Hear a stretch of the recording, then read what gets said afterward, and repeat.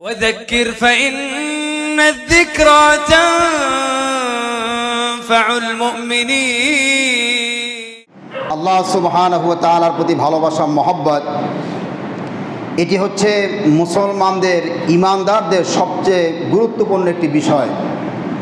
আমরা গত সপ্তাহে দেখেন তালবিয়ার মধ্যে একটি শব্দ আলোচনা করেছিলাম যেটাকে নিয়ামা ওয়া নি'মাত লাকা ওয়াল মুলক। নিয়ামত শব্দের অর্থ হচ্ছে যে আল্লাহ রাব্বুল আলামিনের এই পুরা পৃথিবীতে তার যতগুলো জগৎ রয়েছে সকল জগতে আল্লাহ রাব্বুল আলামিনের নিয়ামত দিয়ে আল্লাহ তাআলা ভরপুর করে দিয়েছেন, বলেন সুবহানাল্লাহ। এখন এই নিয়ামতের যে বিষয়টা, আল্লাহ তাআলা আমাদেরকে নিয়ামত, অসংখ্য নিয়ামত দান করেছেন। আল্লাহ বলছেন ওয়ান নি'মাত লাকা ওয়াল মুলক, সকল নিয়ামত হচ্ছে আল্লাহ সুবহানাহু ওয়া তাআলার জন্যে। এখন আল্লাহ তাআলা নিয়ামত দিয়েছেন, এই নিয়ামত দেওয়ার অর্থ হচ্ছে যে আল্লাহ রাব্বুল আলামিন তিনি আমাদের উপরে দয়া করেছেন, তিনি আমাদেরকে ভালোবাসেন বলে আল্লাহ তাআলা এই নিয়ামতগুলো দিয়েছেন। এখন আমাদের দায়িত্ব হচ্ছে যে আমরা আল্লাহ সুবহানাহু ওয়া তাআলাকে আমাদের পক্ষ থেকে, উপরে মাইক দিছো নাকি আবার, ওটা বাদ দাও, এমনি থাক না, ডিস্টার্ব করবে না। আল্লাহ তাআলা যে নিয়ামত দান করেছেন সেই নিয়ামতের দান করার অর্থ হচ্ছে যে আল্লাহ তাআলা তিনি আমাদেরকে ভালোবাসেন।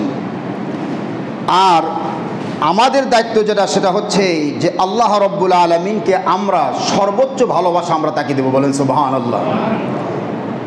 আল্লাহর প্রতি ভালোবাসা এটা আমাদের সকলের উপরে ফরজ, এটা সকলের উপর কি বলেন ফরজ। এই যে ভালোবাসাটা আল্লাহ সুবহানাহু ওয়া তাআলা, তার প্রতি আমাদের ভালোবাসা হতে হবে। যে আজকে আলোচ্য বিষয় সূরা মুনাফিকুনের যে আলোচনাটা, আমরা ওইটা নিয়ে আজকে আলোচনা করব। যে আল্লাহ তাআলার প্রতি ভালোবাসা থাকলেই হবে না, আল্লাহর প্রতি ভালোবাসাটা সকল ভালোবাসার ঊর্ধ্বে থাকতে হবে, সকল ভালোবাসার ঊর্ধ্বে থাকতে হবে। এখন দেখেন যে বিষয়টি, সেটা হচ্ছে যে এই যে ভালোবাসাটা, যে আল্লাহর প্রতি যে ভালোবাসা, এইটার শিক্ষাটা আল্লাহ রাব্বুল আলামিন এই হজের মাধ্যমে রেখে দিয়েছেন, বলেন সুবহানাল্লাহ। হজের মাধ্যমে আল্লাহ ওই শিক্ষাটা আমাদেরকে দিচ্ছেন। আমি সে আলোচনাটা যাচ্ছি শেষের দিকে। আবার আরেকটা জিনিস দেখেন, সামনে যে আমাদের একটা আমল আসতেছে, বড় আমল কোরবানি, এটাও কিন্তু আল্লাহ তাআলার চূড়ান্ত, আল্লাহ তাআলার প্রতি সর্বোচ্চ ভালোবাসার কিন্তু একটা বহিঃপ্রকাশ। তো হজ যেরকম আল্লাহর প্রতি ভালোবাসার একটা নিদর্শন, ঠিক তেমনিভাবে কোরবানিটাও আল্লাহ তাআলার প্রতি সর্বোচ্চ ভালোবাসার একটি নিদর্শন। তো আমরা কোরবানির আলোচনা, সেটা আলোচনা ইনশাআল্লাহ করব। দেখুন, আগে আমরা ভালোবাসার যে বিষয়টা কোরআন হাদিস থেকে কিছু আলোচনা করি, তাহলে আমাদের শেষ আলোচনাটা বুঝতে সহজ হবে। আল্লাহ তাআলা যত নিয়ামত মানুষকে দান করেছেন, সকল নিয়ামতের মধ্যে ভালোবাসাটাও একটা আল্লাহর নিয়ামত। ভালোবাসাটা কি বলেন, আল্লাহ তাআলার একটা নিয়ামত। খেয়াল করেন সবাই, ভালোবাসা যদি না থাকতো, মানুষের মধ্যে যদি সহানুভূতি, মানুষের প্রতি সম্প্রীতি, এটা যদি না থাকতো, আল্লাহ মানুষের মধ্যে না দিতেন, এই পৃথিবীটা টিকতো না, পৃথিবীটা বিধ্বস্ত হয়ে যেত, ধ্বংস হয়ে যেত। ভালোবাসা আছে বলেই পৃথিবীটা এখনো কি আছে বলেন, টিকে আছে। দেখুন, সর্বপ্রথম একটি পরিবার থেকে যদি আমরা শুরু করি, আমাদের একটি পরিবারের মধ্যে যদি স্বামী স্ত্রীর মধ্যে যদি মহব্বত, মিল মহব্বত, ভালোবাসা না থাকে, আপনারা বলেন ওই পরিবারটাকে টিকবে? টিকবে না, পরিবারটা শেষ হয়ে যাবে। আল্লাহ সুবহানাহু ওয়া তাআলা কোরআনুল কারীমে সূরা রুমের মধ্যে আল্লাহ বলছেন ওয়ামিন আয়াতিহি, খেয়াল করেন, আল্লাহর যত নিদর্শন পৃথিবীতে রয়েছে তার মধ্য থেকে একটি নিদর্শন হচ্ছে এই যে আন খালাকা লাকুম মিন আনফুসিকুম আজওয়াজান, যে আল্লাহ তাআলা তোমাদের মধ্য থেকে তোমাদের জীবন সঙ্গিনী আল্লাহ পাক সৃষ্টি করেছেন, বলেন সুবহানাল্লাহ। কেন সৃষ্টি করেছেন? আল্লাহ বলছেন লিতাসকুনু ইলাইহা, তোমরা যাতে তোমাদের স্ত্রীদের কাছে শান্তি পাও, আরাম পাও, এই জন্য আমি তোমার স্ত্রী বানিয়েছি তোমাদের মধ্য থেকে। তারপরে কি ওয়াজআলা বাইনাকুম মাওয়াদ্দাতান ওয়া রাহমা, স্বামী স্ত্রী দুইজনের মধ্যে আল্লাহ বলছেন ওয়াজআলা বাইনাকুম, স্বামী স্ত্রীর মধ্যে আমি আল্লাহ তাআলা মাওয়াদ্দা মানে ভালোবাসা আমি আল্লাহ পাক দান করেছি, বলেন সুবহানাল্লাহ। ওয়া রাহমা, দয়া তৈরি করেছি। ইন্না ফি যালিকা লাআয়াতিন লিকাউমিন ইয়াতাফাক্কারুন, আল্লাহ বলছেন এই যে তোমাদের থেকে তোমাদের স্ত্রী সৃষ্টি করেছি, এরপরে তোমাদের মধ্যে ভালোবাসা দিয়েছি, দয়া দিয়েছি, এটি আল্লাহ তাআলা বলছেন আয়াতিল লিকাউমিন ইয়াতাফাক্কারুন, যারা চিন্তা করে আমাকে নিয়ে, আমি আল্লাহ পাক তাদের জন্য আমার এই জিনিসের মধ্যে, স্বামী স্ত্রীর সম্পর্কের মধ্যে, ভালোবাসার মধ্যে আমি আল্লাহ তাআলা তাদের গবেষণার বিষয়বস্তু রেখে দিয়েছি। বলেন সুবহানাল্লাহ। স্বামী স্ত্রী দেখেন, আজকে আমাদের সমাজে, আমি কালকে পড়েছি, আমাদের বাংলাদেশে সবচেয়ে বেশি বিবাহ বিচ্ছেদ হচ্ছে চিটাং এবং ঢাকাতে। অনেকগুলো কারণ সেখানে লিখেছে যে স্বামী স্ত্রীর মধ্যে বিচ্ছেদ কেন হচ্ছে। দেখেন, স্বামী স্ত্রীর মধ্যে মনোমালিন্য হবে, এটা স্বাভাবিক। এটা কি বলেন? স্বাভাবিক। নবী করিম সাল্লাল্লাহু আলাইহি ওয়াসাল্লামের সাথে তার স্ত্রীদের মনোমালিন্য হয়েছে, একটা সূরাই নাজিল হয়েছে আলাদা, সূরা তাহরিম। বলেন সুবহানাল্লাহ। 28তম পারাতে সূরা তাহরিম, সর্বশেষ যে সূরাটা, এটা আপনার শানে নুজুল দেখবেন। আমার এই আলোচনাটা এখন করার সময় নাই, অনেক দীর্ঘ হয়ে যাবে আলোচনাটা, আপনার ব্যাখ্যা দেখবেন। রসুল তো একটা পর্যায়ে এমন হয়ে গিয়েছিল, স্ত্রী থেকে তিনি তালাক দেবেন সিদ্ধান্ত নিয়েছিলেন। মনোমালিন্য হওয়া স্বাভাবিক। আমরা আমাদের মধ্যে কেউ বলতে পারবে না যে হয় না, এটা কেউ বলতে পারবে না, হওয়াটাই স্বাভাবিক। কিন্তু এখন যে অবস্থা তৈরি হয়েছে, এটা রসুলের যুগে ছিল না। এখন যে এই যে বিচ্ছেদ হচ্ছে, এই বিচ্ছেদ হওয়ার আগেই কিন্তু একটা পরিবারের মধ্যে বিভিন্ন ধরনের অশান্তি তৈরি হয়েছে। যেটা লিখেছে আমাদের দেশের যারা মনোবিজ্ঞানী যারা রয়েছেন, তারা লিখেছেন স্বামী স্ত্রীর মধ্যে মিল মহব্বত এটা ভাঙ্গার অন্যতম কারণ হয়ে দাঁড়িয়েছে পরকীয়া প্রেম। বলেন নাউজুবিল্লাহ। স্বামী দেখা যাচ্ছে চাকরি করতেছে এক জায়গাতে, স্ত্রীও চাকরি করতেছে এক জায়গাতে। ওইখানে যাওয়ার পরে দেখা যাচ্ছে যে একজনের স্ত্রীর সাথে আরেকজনের সম্পর্ক হয়ে যাচ্ছে, তো আরেকজন পুরুষের সাথে আরেকজনের স্ত্রীর সম্পর্ক হয়ে যাচ্ছে। স্বামী আছে, তারপরে স্ত্রী অন্য পুরুষের সাথে সম্পর্ক করে, আবার তার ঘরে স্ত্রী আছে, তাকে বাদ দিয়ে সে আবার অন্য স্ত্রী মহিলার সাথে কী করে সম্পর্ক করে। এই যে একটা অশান্তি, এটা আমাদের সমাজে বিরাজ করছে। এটার বিভিন্ন কারণ আছে, যেটা আমি বললাম, 1 নম্বরের কারণ যেটা লেখা হয়েছে পরকীয়াটা। এখন দেখেন, এই যে মহব্বত ভালোবাসা যদি না থাকে, একটা সংসার কী হয়ে যাবে বলেন? ভেঙে চুরমার হয়ে যাবে, খান খান হয়ে যাবে। এটার জন্য আল্লাহ বলছে, দেখো ওয়াজআলা বাইনাকুম মাওয়াদ্দাতান ওয়া রাহমা, আমি আল্লাহ তাআলা তোমাদের স্বামী স্ত্রী উভয়ের মধ্যে আমি আল্লাহ তাআলা মহব্বত আর ভালোবাসা দিয়ে দিয়েছি। বলেন সুবহানাল্লাহ। 2 নম্বরে দেখেন, আল্লাহ ভালোবাসারগুলো আল্লাহ পাক কোরআনে একটার পর একটা আল্লাহ পাক ধারাবাহিকভাবে আলোচনা করেছেন, কেন? আল্লাহর ভালোবাসাটা বোঝার জন্য। এরপর আল্লাহ তাআলা বলছেন যে দেখো, মা বাপ উভয়ের অন্তরের মধ্যে আল্লাহ সুবহানাহু ওয়া তাআলা সন্তানের প্রতি আল্লাহ পাক ভালোবাসা দান করেছেন। বলেন সুবহানাল্লাহ। আল্লাহ বলছেন, আল্লাহু জাআলা লাকুম মিন আনফুসিকুম আজওয়াজা, তিনি তোমাদের মধ্য থেকে তোমাদের স্ত্রীত্বে তৈরি করেছেন।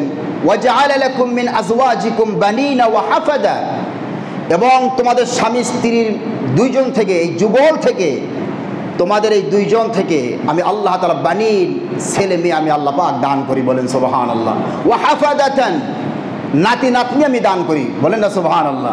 ওয়া রাযাকাকুম মিনাত তাইয়্যিবাত, আর তারা পৃথিবীতে আসার পরে তাদের রিজিকের, পবিত্র রিজিকের ব্যবস্থা আমি আল্লাহ পাক করে রেখেছি। বলেন সুবহানাল্লাহ। স্বামী স্ত্রীর এই যুগল থেকে, জোড়া থেকে আল্লাহ বলছে বানিন, আমি সন্তান দান করেছি। শুধু তাই না, আল্লাহ বলছে আল মাল ওয়াল বানুনা জিনাতুল হায়াতিদ দুনিয়া, এই সম্পদ দেখতে পাচ্ছ, টাকা পয়সা, বাড়ি ঘর, বিল্ডিং ইত্যাদি, এইগুলো, এবং ওয়াল বানিন, এর ছেলে সন্তান, এগুলো সব হচ্ছে দুনিয়ার সৌন্দর্যগুলো আমি আল্লাহ পাকে দান করেছি। বলেন সুবহানাল্লাহ। দেখেন, একটা মা, কোরআনুল কারীমে আল্লাহ রাব্বুল আলামিন বলছেন, ওয়াসাইনাল ইনসানা বিওয়ালিদাইহি ইহসানা হামালাতহু উম্মুহু কুরহান ওয়া ওয়াদাআতহু কুরহা।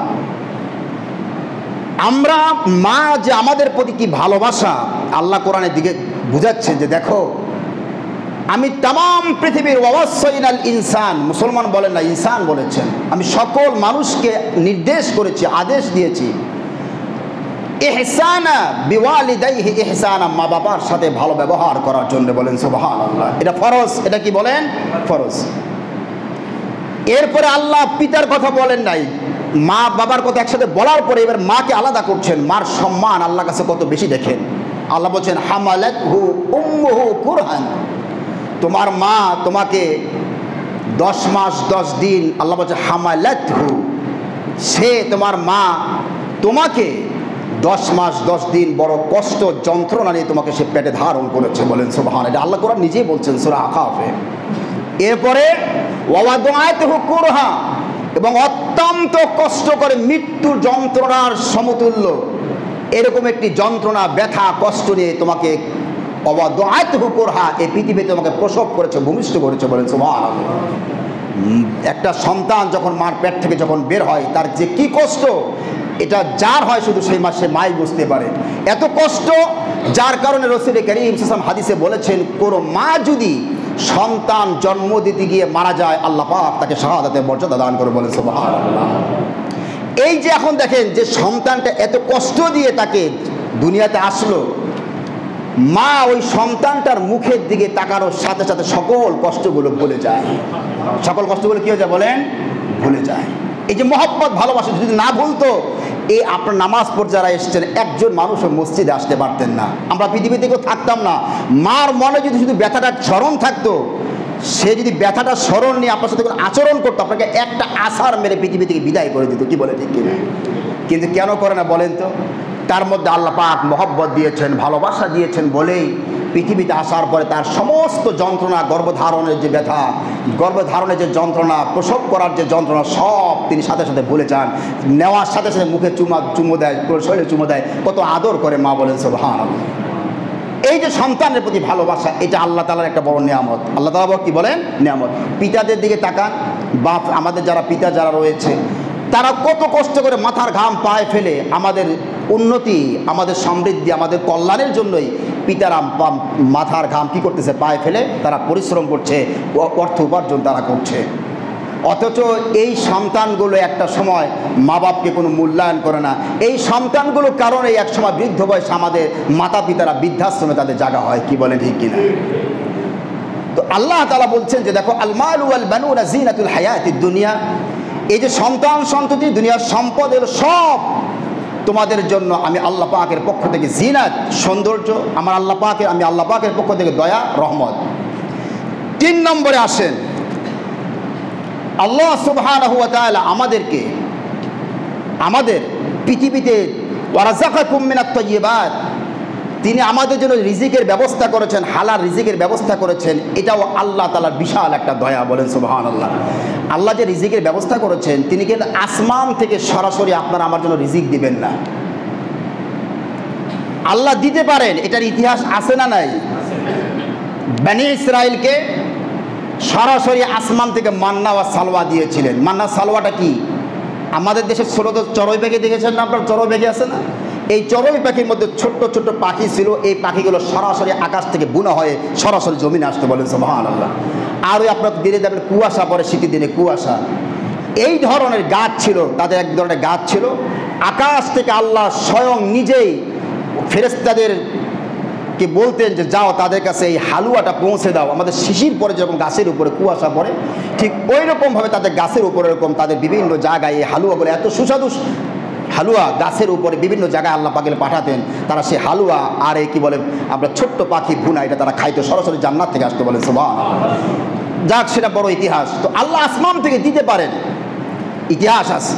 তবে আমাদের জন্য আল্লাহ রাব্বুল আলামিন বলেছে, দেখো ব্যবসা বাণিজ্য, চাকরি বাকরি, মিল ফ্যাক্টরি, গার্মেন্টস, শিল্প, কলকারখানা, কৃষি, এই সবগুলোকে আল্লাহ তাআলা বলছেন ওয়াবতাগু মিন ফাদলিল্লাহ, আল্লাহ তাআলার দয়া অনুগ্রহ। বলেন সুবহানাল্লাহ। ব্যবসা করা হালাল না হারাম? হালাল। কৃষি ক্ষেত খামার করা হালাল না হারাম? মিল ফ্যাক্টরি গার্মেন্টসে চাকরি করা হালাল না হারাম? সব হালাল। শুধু হালালই না, সব হালাল। আল্লাহ বলছেন মিন ফাদলিল্লাহ, আল্লাহর অনুগ্রহ, আল্লাহর দয়া। বলেন সুবহানাল্লাহ।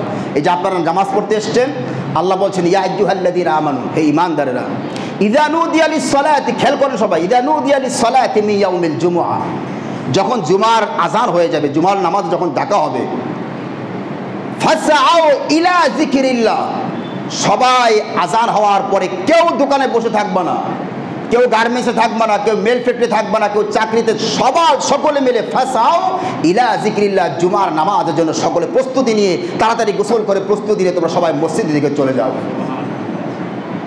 ওয়াজারুল বাই, আল্লাহ তাআলা বিশেষ করে ব্যবসার কথা বলেছেন, কারণ রাসূল যুগে ব্যবসা বাণিজ্য বেশি ছিল।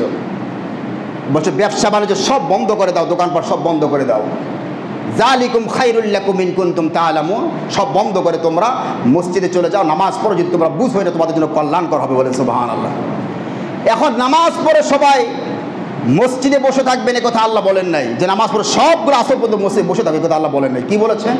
ফাইদা কুদিয়াতিস সালাত, যখন জুমার নামাজ আদায় হয়ে গেল, ফান্তাশিরু ফিল আরদ, জমিনে ছড়িয়ে পড়ো। যে মিল থেকে এসেছিলে সে মিলে চলে যাও, যে ফ্যাক্টরি থেকে এসেছিলে সে ফ্যাক্টরিতে চলে যাও, যে চাকরি থেকে এসেছিলে সে চাকরিতে চলে যাও, যে ক্ষেত খামার থেকে এসেছিলে সে ফান্তাশিরু ফিল আরদ, সে ক্ষেত খামারে চলে যাও। গিয়ে ওয়াবতাগু মিন ফাদলিল্লাহ, যে যেখানে কাজ করেছিলে সেখানে আমার অনুগ্রহ, আমার দয়া সেখানে তোমরা তালাশ করো। বলেন সুবহানাল্লাহ। রিজিক তালাশ করো। আর কি করবা? ওয়াজকুরুল্লাহ কাসীরান, খেয়াল করেন। আর সেখানে যাওয়ার পরে যে মিলে চাকরি করো, যেখানে কে বলে যে সংস্থায় চাকরি করো, যে ফ্যাক্টরিতে চাকরি করো, যে যেখানে চাকরি করো, আমি আল্লাহকে স্মরণ করবা, লাআল্লাকুম তুফলিহুন, তোমাদের কল্যাণ হবে। বলেন সুবহানাল্লাহ। এখন একটা জিনিস আপনারা দেখেন, ব্যবসার প্রতি, চাকরির প্রতি, কৃষি ক্ষেত খামারের প্রতি যদি আমাদের আল্লাহ পাক মহব্বত না দিতেন, এই দুনিয়াটা টিকতো না। দুনিয়াটা কি হতো না বলেন? একটাবার কি চিন্তা করেছেন আপনি? একজন কৃষক মনে করেন প্রচণ্ড রোদের সময়, তাপের সময় সে যদি জমিনে গিয়ে ধান যদি না কাটে, সে যদি ধান বপন না করে, অনেক জায়গায় প্রচণ্ড খরার সময় চুয়াডাঙ্গাতে, রাজশাহীতে, বিভিন্ন জায়গাতে প্রচণ্ড খরার সময় মানুষ ধান কেটেছে। কি বলেন ঠিক কিনা? এই কৃষকের প্রতি, কৃষকের যদি ধানের প্রতি, ওই তার কৃষি বিষয়ের উপর তার যে মহব্বত আর ভালোবাসা না থাকতো, ধান বপন না করতো, গম ভুট্টা ইত্যাদি বপন না করতো, মহব্বত ভালোবাসা না থাকতো, আপনার আমার মুখে ভাত যেত না। তার মহব্বত আছে বলে সে জমিনে যাচ্ছে, ধান বপন করছে, কাটছে, শত কষ্ট হওয়ার পরেও। কেন? যে আমাদের মানুষের মুখে আল্লাহ পাক তাদের মাধ্যমে খাবারের ব্যবস্থা করেছেন। ওয়া রাযাকাকুম মিনাত তাইয়্যিবাত, যে আমি আল্লাহ পাক তোমাদের জন্য হালাল রিজিকের ব্যবস্থা করেছি। বলেন সুবহানাল্লাহ। পবিত্র রিজিকের ব্যবস্থা করেছি। মানুষ ব্যবসায় কষ্ট হয়, সারাদিন বসে থাকা দোকানে, যদি ব্যবসার প্রতি মহব্বত আর ভালোবাসা না থাকতো, মানুষ ব্যবসা করতো না, অচল হয়ে যেত। গার্মেন্টস ফ্যাক্টরি সব বন্ধ হয়ে যেত যদি ভালোবাসা না থাকতো গার্মেন্টস ফ্যাক্টরির প্রতি। চাকরির প্রতি ভালোবাসা না থাকতো, সব কিছু অচল হয়ে যেত। মানুষ সব জায়গায় বিধ্বস্ত, মানুষ ধ্বংসস্তূপে পরিণত হতো। কি বলে ঠিক কিনা? আল্লাহ বলছেন, আমি আল্লাহ তাআলা আল মাল, এই সম্পদের প্রতি যে ভালোবাসা, এটা আল্লাহ পাক আমি তোমার দিয়েছি। বলেন সুবহানাল্লাহ। সন্তান গেল, ধনসম্পদ গেল, এরপর আসেন দেশ। দেশের প্রতি যে ভালোবাসাগুলো আল্লাহ কোরআন হাদিসে, আমি সেগুলো বলছি আলাদা। দেশের প্রতি যদি মানুষের ভালোবাসা না থাকতো, একটা দেশ টিকতে পারতো না। আজকে আপনারা দেখেন, পাকিস্তান ভারতে যখন লড়াই যখন হয়, আপনারা জানেন এটা কোনো ধর্মযুদ্ধ ছিল না। পাকিস্তান ভারতে যে যুদ্ধ, কয়েকদিন আগে যে লড়াইটা হয়েছে, এটা কোনো ধর্মযুদ্ধ ছিল? ধর্মযুদ্ধ ছিল না। এটা একটা ভারতের মিথ্যা প্রোপাগান্ডার উপর ভিত্তি করে একটা লড়াই ছিল। আপনারা দেখেন, পাকিস্তানের সকল জনগণ, সে যে দলের হোক না কেন, সকল জনগণ কিন্তু তারা সেনাবাহিনীকে সাপোর্ট করেছে। আমাদের দেশটা এরকম না। আমাদের দেশ আজকাল আগু কাটার দেশের সাথে দেখবে কয়েক ভাগ হয়ে যাবে বাংলাদেশে। পাকিস্তানের সব, মুসলিম লীগ, ইমরান খানের তাহরিক ইনসাফ, তারপরে আপনার পিপলস পার্টি, যত পার্টি, মুত্তাহিদা মুভমেন্ট, সকল পার্টিগুলো এক হয়ে বলেছে আমরা সকলে মিলে সেনাবাহিনীকে সাহায্য করব। যার কারণে ভারতের বড় আশা ছিল, সে আশা পূরণ হয় নাই। একটা দেশের প্রতি যদি মানুষের ভালোবাসা না থাকে, মহব্বত না থাকে, আজকে পাকিস্তানের জনগণ যদি সব বিচ্ছিন্ন হয়ে যেত, পাকিস্তানের জনগণ যদি সেনাবাহিনীকে সাহস না যোগাইতো, অনেক বড় ধরনের দুর্ঘটনা ঘটতে পারতো। কি বলে ঠিক কিনা? তো দেশের প্রতি মহব্বত ভালোবাসা থাকাটা, এটা হলো আল্লাহ পাকের পক্ষ থেকে এটা রহমত, দয়া। বলেন সুবহানাল্লাহ। নবী করিম সাল্লাল্লাহু আলাইহি ওয়াসাল্লাম তিনি আমাদেরকে সেটা শিখিয়েছেন। নবী করিম সাল্লাল্লাহু আলাইহি সাল্লাম যখন কাফেরদের নির্যাতনে মক্কা থেকে যখন তিনি মদিনায় যখন হিজরত করলেন, তো রাবেক নামে একটা জায়গা আছে। রাবেক, মিশর, জর্ডান, সিরিয়া, এই এলাকার লোকেরা যেখান থেকে ইহরাম বাঁধে, ওই রাবেগে এসে নবী করিম সাল্লাল্লাহু আলাইহি ওয়াসাল্লাম মক্কার দিকে ফিরলেন। মক্কা থেকে রাবেগ কিছুর অনেক দূর। ফিরে রাসূল সাল্লাল্লাহু আলাইহি ওয়াসাল্লামের চোখে তখন পানি ছিল, চোখ দিয়ে তার পানি পড়ছে। আবেগ জড়িত কণ্ঠে মক্কা শরীফ মক্কার দিকে তাকিয়ে তিনি বলছেন, মা আতিয়াবুকা মিন বালদা ওয়া হাব্বুকা ইলাই ওয়ালাউলা আন্না কওমি আখরাজুনি মা সাকানতু গায়রি। হে মক্কা, রাসূল বলছেন, মা আতিয়াবুকা মিন বালদাতিন, হে মক্কা তুমি কতই না ভালো, কত না প্রিয়, ওয়াহাব্বুকা ইলাই, আমি তোমাকে অত্যন্ত ভালোবাসি কারণ তোমার মধ্যে আমি জন্মগ্রহণ করেছি। বলেন সুবহানাল্লাহ। ওয়ালাউলা আন্না কওমি আখরাজুনি, আমার জাতি যদি তোমাকে আমার কাছ থেকে আমাকে বের করে না দিত, মক্কার কাফেররা যদি আমাকে বের করে না দিত, মা সাকানতু গায়রি, আমি মুহাম্মদ অন্য কোনো জায়গায় গিয়ে বসবাস করতাম না, তোমার মধ্যে বসবাস করতাম। বলেন সুবহানাল্লাহ। কি ভালোবাসা ছিল তার দেশের প্রতি। রাসূল সাল্লাল্লাহু আলাইহি ওয়াসাল্লাম দেশকে ভালোবেসেছেন, মক্কাকে ভালোবেসেছেন, কারণ রাসূল কারীম সাল্লাল্লাহু আলাইহি ওয়াসাল্লাম কোথায় জন্মগ্রহণ করেছেন বলেন? মক্কায়। মাতৃভাষা, মাতৃভূমির প্রতি, দেশের প্রতি ভালোবাসাটা এটা রাসূলের কি বলেন? সুন্নাত। এটাও আল্লাহ পাক একটা দয়া। 4 নম্বরে আল্লাহ সুবহানাহু ওয়া তাআলা আমাদেরকে, কিছু মানুষকে আল্লাহ পৃথিবীতে নেতা বানিয়েছেন আর কিছু মানুষকে কর্মী বানিয়েছেন। কি বানিয়েছেন? কিছু মানুষকে নেতা আর কিছু মানুষকে কর্মী বানিয়েছেন। নেতার প্রতি ভালোবাসা এটা ইসলামে ফরজ করেছেন। বলে সুবহানাল্লাহ। আপনার আমার নবী পৃথিবীর সমস্ত মুসলমানদের কায়েদ, ইমামুল মুরসালিন, সবচেয়ে বড় নেতা মুসলমানদের, তিনি কে বলেন? রাসূলুল্লাহ সাল্লাল্লাহু আলাইহি ওয়াসাল্লাম। তাকে ইমামুল আম্বিয়া বলা হয়, সমস্ত নবীদের ইমাম তিনি, শুধু আমাদেরই না, সমস্ত নবীদের ইমাম। নেতা তো তিনি, যিনি মানুষকে পথ দেখান। মানুষকে কি দেখান বলেন? তাকে বলা হয় নেতা। নবী করিম সাল্লাল্লাহু আলাইহি ওয়াসাল্লামের প্রতি সাহাবায়ে কেরামদের কি ভালোবাসা ছিল দেখেন। ওহুদের ময়দানে সাহাবায়ে কেরাম একটু সরে গিয়েছেন। কাফেররা তারা এমন প্রচণ্ড আক্রমণ, এরা আপনারা সবাই জানেন ওহুদের মধ্যে একটা ঝামেলা হয়েছিল। 50 জন সাহাবায়ে কেরামকে রাসূল কারীম সাল্লাল্লাহু আলাইহি ওয়াসাল্লাম একটা জায়গায় বলেছিলেন, তোমরা ওহুদের যারা হজ করতে গিয়ে তারা ওই জায়গাটা সাধারণত দেখে না, তারা মুআল্লিমরা দেখায় না, নিজে যাইতে হয় সেখানে। ওই জায়গাটাতে সাহাবায়ে কেরাম থেকে রাসূল বলছে তোমরা এখানে থাকবে, আমি যতক্ষণ পর্যন্ত না বল সরবরাহ ওখান থেকে তোমরা। সাহাবায়ে কেরাম তারা ওখান থেকে হঠাৎ করে দেখলেন যে কাফেররা সরে পড়েছে, তারা বলে আর তো দরকার নাই, আমরা চলে যাই।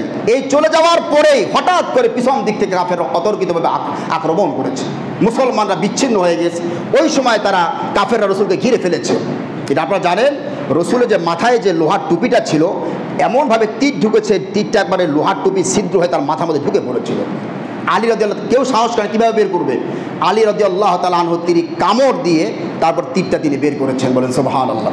যাই হোক, ওই লড়াইতে যখন কাফেররা ঘেরাও করেছে রসুলকে, মেরে ফেলবে, তখন সাহাবায়ে কেরামদের মধ্যে একজন সাহাবী, নামটা আমার স্মরণ আসতেছে না, তিনি সামনে গিয়ে বুকটা পেতে দিয়েছেন যে আমার যতগুলো তীর আর বললাম সবগুলো যেন আমার বুকের মধ্যে লাগে। বলেন সুবহানাল্লাহ।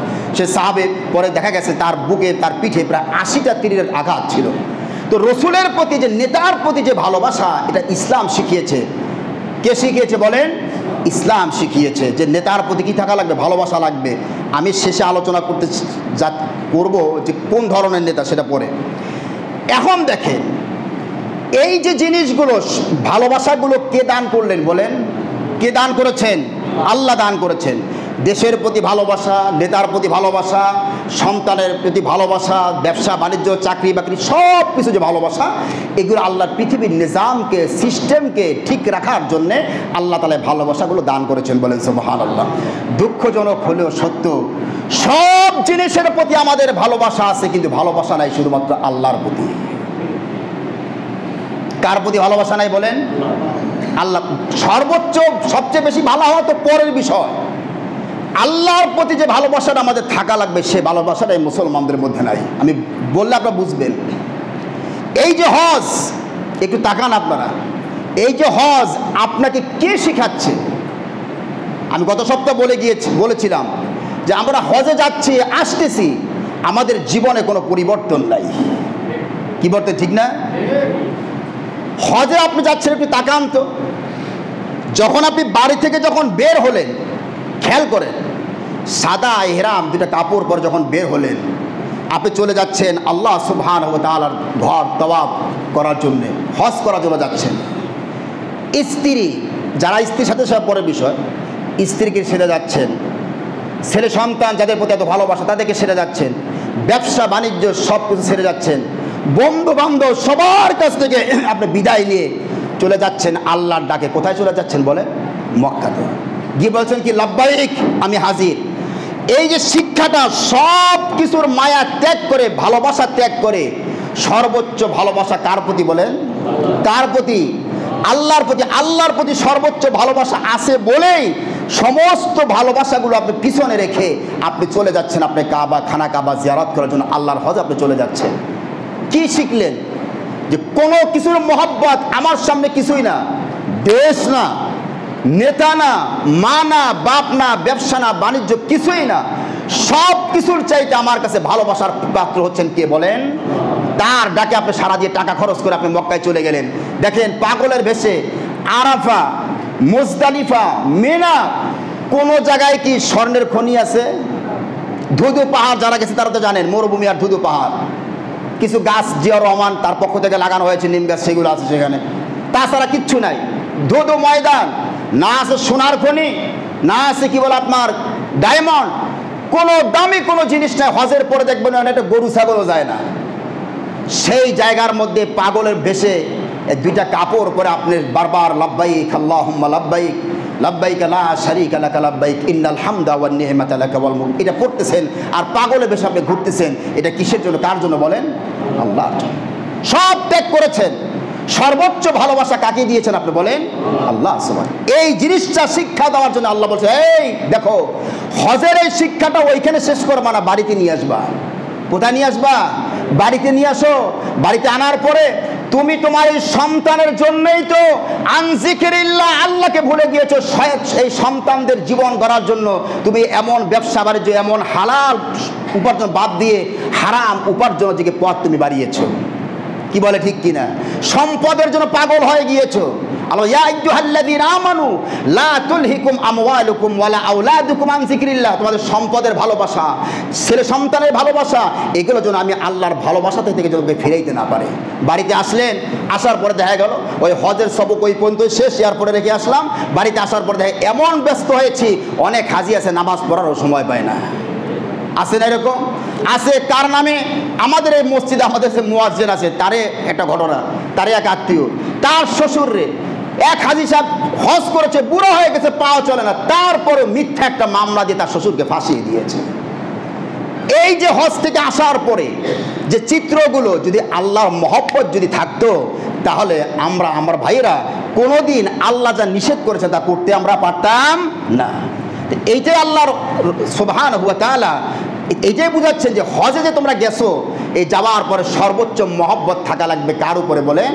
এই শিক্ষাটা হজ দিচ্ছে। আজকে দেখেন সাহাবায়ে কেরাম নবী করিম সাল্লাল্লাহু আলাইহি ওয়াসাল্লাম যখন মুতার প্রান্তরে, যখন সাহাবীদেরকে বললেন সাহাবারা মুতার প্রান্তরে লড়াই হবে 1 লক্ষ রোমান সৈন্যের সাথে, সাহাবায়ে কেরাম মাত্র 3000।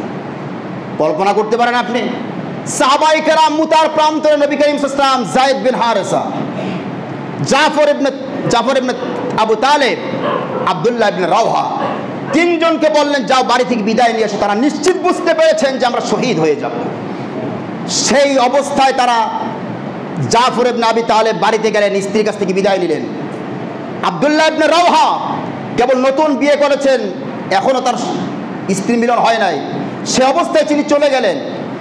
যায়েদ ইবনে হারেসা রাসূলের পালক পুত্র, তিনিও চলে গেলেন। একটা বারের জন্য বলে না যে রাসূল, তারা বুঝতে পেরেছেন যে 3 জনের নাম যেহেতু বলা হয়েছে আমরা শহীদ হয়ে যাব, একটা বারও তারা না বলে না যে আমরা যাবো না। বলেন সুবহানাল্লাহ।